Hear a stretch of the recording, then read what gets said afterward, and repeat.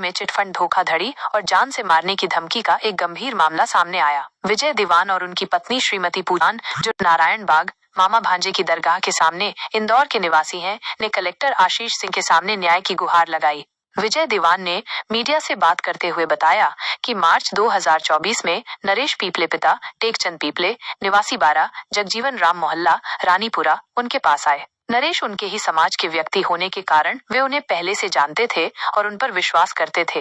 नरेश ने उन्हें एक मासिक फंड शुरू करने के बारे में बताया, जिसमें बोली सिस्टम होता है और फंड उठाने वाले से मिली राशि सभी सदस्यों में बांटी जाती है। नरेश ने दावा किया कि इससे उन्हें बहुत फायदा होगा। विश्वास करके विजय दीवान और उनकी पत्नी फंड में 2 हिस्सों के सदस्य बन गए। विजय दीवान के अनुसार नरेश पीपले ने उनसे 25 लाख रुपए लिए, लेकिन अब तक उन्हें यह राशि वापस नहीं मिली है। जब भी वे अपने पैसे मांगते हैं तो नरेश पीपले उनके साथ अभद्र व्यवहार करते हैं और जान से मारने की धमकी देते हैं। विजय दीवान ने बताया कि उन्होंने इस संबंध में सेंट्रल कोतवाली थाने में रिपोर्ट भी दर्ज कराई है। विजय दीवान ने ये भी बताया कि उनके जैसे और भी कई लोग हैं जिनके पैसे नरेश पीपले वापस नहीं कर रहे हैं। उन्होंने माननीय मुख्यमंत्री डॉक्टर मोहन यादव, माननीय कलेक्टर श्री आशीष सिंह और शासन प्रशासन से न्याय और मदद की अपील की है। ये रिपोर्ट इंदौर से योगेश दुबे ने दी है। इसके पास में जमा की। अब जब भी हम इससे पैसे की मांग करते हैं या बात करने का बोलते हैं कि पैसे का निराकरण कर दो या हमारा पैसे का निपटारा कर दो, हमें भी पैसे की ज़रूरत है, व्यापार करने में दिक्कतें आ रही, मेरे भी बच्चे हैं, मुझे भी ज़रूरत है पैसों की।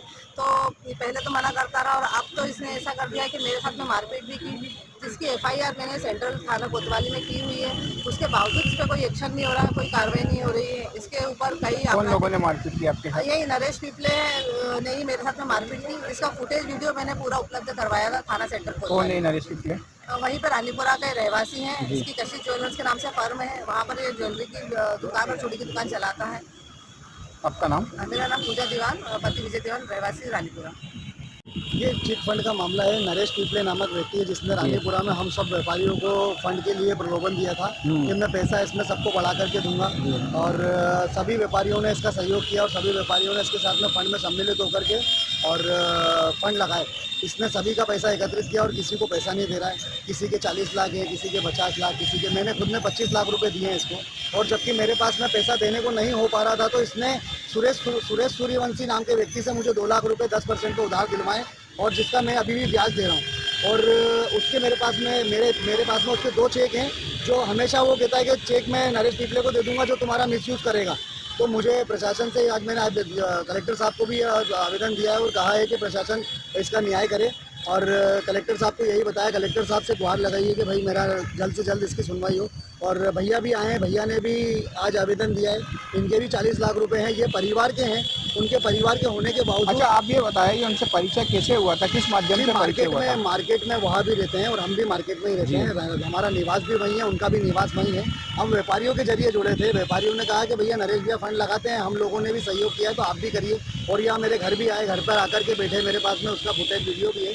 इन्होंने कहा कि भैया ऐसा ऐसा है, मुझे प्रलोभन दिया, भैया को भी दिया। और उदयपुर से जो आज भैया आए थे अभी, हरीश राजूजा जी, उनको भी फंड का उन्होंने आवेदन के लिए वो करा है कि भैया ऐसा ऐसा रिक्वेस्ट की थी कि फंड में मेरे साथ में सहयोग करें। उन्होंने भी यही करा और उनके साथ भी यही धोखाधड़ी करी है। और जो भी लोग इनके खिलाफ जाते हैं तो इनके ऊपर कई प्रकरण दर्ज हैं, जो सेंट्रल कोतवाली थाने पे हमने करवाए, अन्नपूर्णा थाने पे भी हमने इसकी शिकायत की है।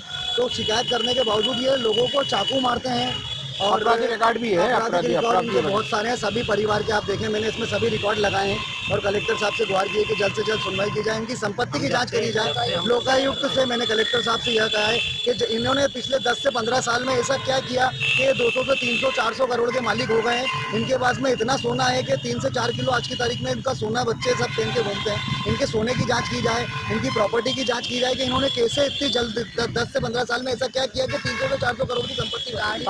इनके पास में 40 गाड़ियां हैं। आज प्रेस क्लब में आप जाकर के देखिए, प्रेस क्लब में 40 गाड़ियां खड़ी होती है इनकी। ऐसी कोई कंपनी नहीं होगी जिसकी इनके पास में गाड़ी नहीं होती। ये हर साल अखाड़े के बाद में, अखाड़े का जिनके पास में वो होता है, अखाड़ा जैसे ही खत्म होता है उसके बाद एक गाड़ी उठा लेते हैं। इनके पास में 30 से 40 गाड़ियां हैं। मेरा भी ज्वेलरी का व्यापार है, मैं भी रानीपुरा में श्रीराज ज्वेलर्स के नाम से मेरी ज्वेलरी की दुकान है, आर्टिफिशियल ज्वेलरी की, मैं भी व्यापार करता हूँ। नरेश पीपले भी कशिश ज्वेलर्स के नाम से ज्वेलरी का काम और चूड़ी का काम करता है, और इसमें इसी प्रकार से सभी व्यापारियों को लालच दिया। आप ये बताइए कि जो व्यक्ति है वो कोई किस तरीके से आप पे दादागिरी या बाहुबली जैसा कुछ धमकी देता है? किसी को धमकी दी है, मेरी मिसेज के साथ तो इनके साथ में मारपीट भी की है। उसकी भी थाना सेंटर कोतवाली पर 28 दिसंबर 2024 की FIR हुई है।